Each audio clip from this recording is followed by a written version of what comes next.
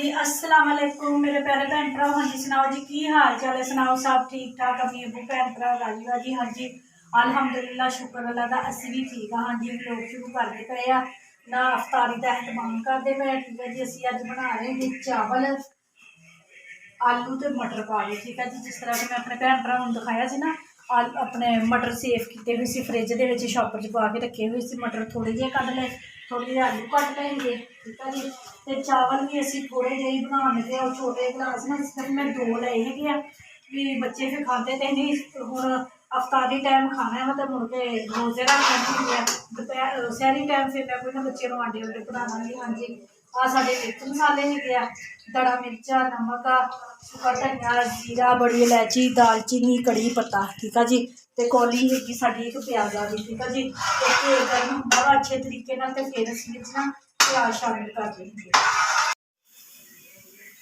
हाँ जी चाइनी नमक का याद भुल गया कट्ठा ही लिया के रखा हुआ मैं खुला चाइनी नमक ना फिर जो जरूरत होंगी पा ली दुकानों तो जो पूड़ियाँ मंगाई ना तो बहुत थोड़ा थोड़ा लिया होंगे। हाँ जी प्याज साढ़े ब्राउन हो गए अदरक लसन का पेस्ट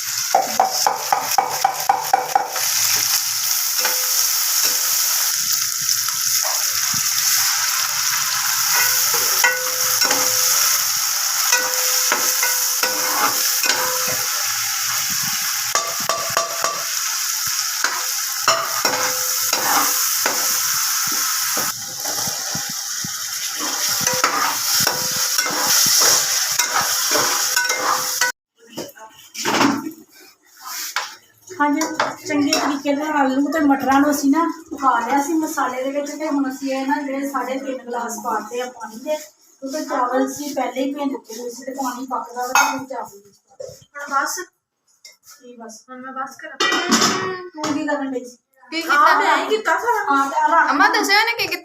आलू थे बस छिले भी चॉप किए छिले भी है अज आ वाली रोल पट्टियां अमन सारिया बनानिया कि थोड़िया जी बनानिया नहीं सारिया ज्यादा भाई बरीक है ना। चलो पूरा मसाला कितना मोटा मोटा वा ये टिक्कियां बनाने वास्ते बनाया मसाला टिक्कियां आलू वालियां टिक्कियां रायता खाना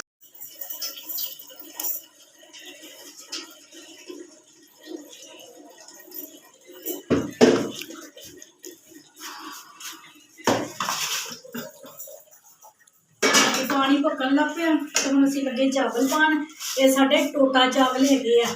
ठीक है जी तकरीबन 12 किलो ना 12 के 13 किलो टोटा चावल निकले है तो मैं कि पहला ना टोटा ही पकाते हैं घर ही सियापा में खाना है। ठीक है ना तो मैं फिर साबत चौल जो टोटा मुक जाऊगा फिर साबत चावल बनावे तो नाले फिर ना वो पुराने भी हो जाएंगे जो फिर पुराने चावल हो जाए ना तो फिर बहुत मजे के बनते हैं। ठीक है जी तो आलू खेले हुए प्याज चॉप करके पा लिया हुआ 1.5 प्याज पाया है। ठीक है जी दवाड़ मिर्चा है 2 चम्मच एक हल्दी की चम्मच है एक जीरे की चम्मच है एक बड़ी चम्मच है सुके धनिया की गर्म मसाला कालियां मिर्चा। ठीक है जी नमक भी 2 चमचियां है सारा कुछ असी ना हम मिक्स कर लेना परात खुश कर लेना परात का वेट करते थे परात वेली होंगी ना तो ये ना मिक्स कर दी सारा समान।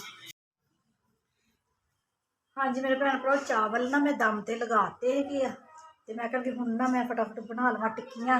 ए देखो बहुत जबरदस्त टिक्कियां वाला है सन हजे ना यदा स्प्रिंग खराब हो गया तो फिर भी मैं साम के रखा हुआ तो बहुत जल्दी तो बहुत जबरदस्त ना घुट होके टिक्की बनन गई जानी कि ना टुटती नहीं हैगी फिर इस तरह हाथ में दबाना ना टुटिया हुआ स्प्रिंग में हाथ अंगूठे के नाल उपर कर लेंदी हाँ तो टिक्की बाहर निकल आती। ठीक है जी जल्दी जल्दी मैं बना ली टिक्कियां तो मिसबा भी कोई पंगे करन दी उन्हें भी मसाला लिया रोल पट्टियां लैके आई है ना तो कहती मैं भी कोई समोसे तो टिक्कियां रोल बना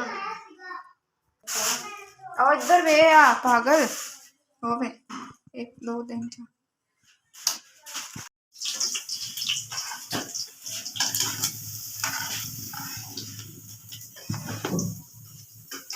अज असी बड़ा कुछ बनाया है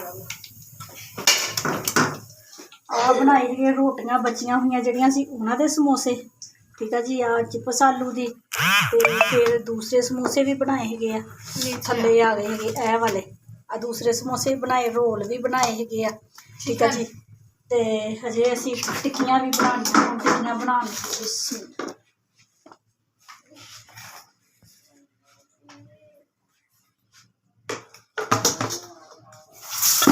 ਕੜਾਈ ਭਰੀ ਹੋਈ ਸੀਗੀ ਕਿਸ ਚੀਜ਼ ਘੀ ਦੀ, ਖਾਲੀ ਹੋ ਗਈ। ਸਾਦਾ ਇੰਨਾ ਜ਼ਿਆਦਾ ਰੋਦਾ ਲੱਗਣ ਦਿਆ ਨਾ, ਸੁਬਾਹ ਦਾ ਹੀ ਮੈਨੂੰ ਇਦਾਂ ਲੱਗਣ ਦਿਆ ਸੀ ਭੁੱਖ ਲੱਗ ਗਈ ਸੁਬਾਹ ਹੀ। ਪਹਿਲੇ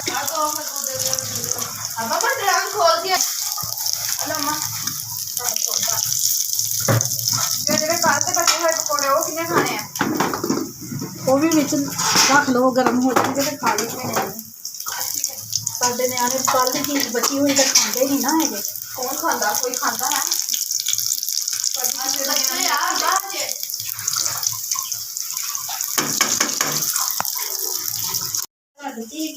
ਸਾਡੇ ਹਮਸਾਇਆ ਘਰ ਜਾਣੀ ਹੈਗੀ ਹੈ, ਠੀਕ ਹੈ ਜੀ। ਬਈ ਸ਼ੇਰ ਨੂੰ ਘਰ ਉਹ ਰੋਜ਼ਾ ਖੁੱਲਣ ਲੱਗਾ, ਭਾਬੀਆਂ ਦਾ ਆਣਾ ਪਰ ਹੋਗਰੇ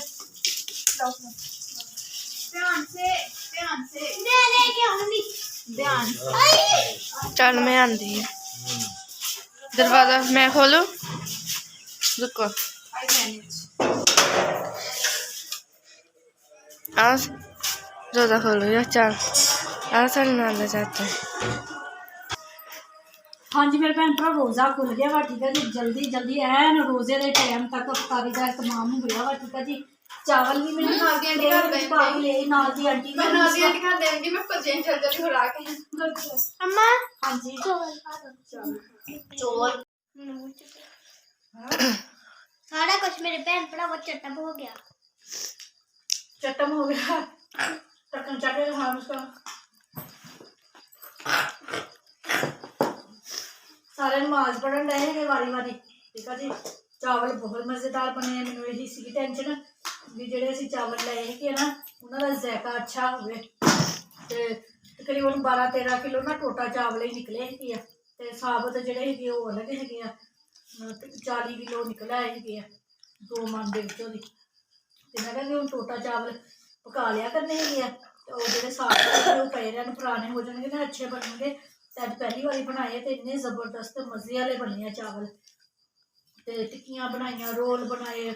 हाँ फिर रेसिपी ਤੁਹਾਡੇ ਕੋਲ ਤੁਹਾਨੂੰ ਦਿਖਾ ਹੀ ਨਹੀਂ ਹੋਈ, ਰੋਟੀਆਂ ਬਚੀਆਂ ਹੋਈਆਂ ਸੀਗੀਆਂ ਨਾ, ਤੇ ਆਲੂਆਂ ਦੀਆਂ ਜਿਹੜੀਆਂ ਮੈਂ ਟਿੱਕੀਆਂ ਬਣਾਈਆਂ ਸੀ ਨਾ ਉਹ ਆਲੂ ਲਗਾ ਕੇ ਨਾ ਰੋਟੀ ਦੇ ਉੱਤੇ, ਫਿਰ ਉੱਪਰ ਨਾ ਘੋਲ ਜਿਹੜਾ ਵੇਸਣ ਦਾ ਹੁੰਦਾ ਜਿੱਦਾਂ ਟਿੱਕੀਆਂ ਲਗਾਈਦਾ ਉਹ ਲਗਾ ਕੇ ਤੇ ਫਿਰ ਮੈਂ ਬਣਾਈ ਸੀ।